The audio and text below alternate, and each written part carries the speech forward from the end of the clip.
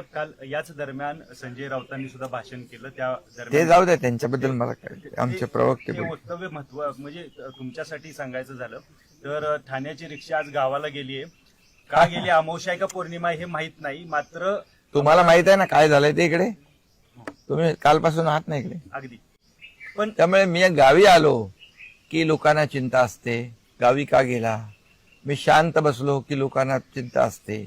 अरे गाव माझं आहे, मला गावात, अरे त्यांना गावं नाहीत म्हणून कुठे जात नाहीत वाटतं. ते जातात कुठे लंडन बिल्डन इकडे कुठे कुठे जातात. मी गावी येतो. गावी आलो की मला माझी लोक भेटतात. माझी नाळ या मातीशी जुळलेली आहे.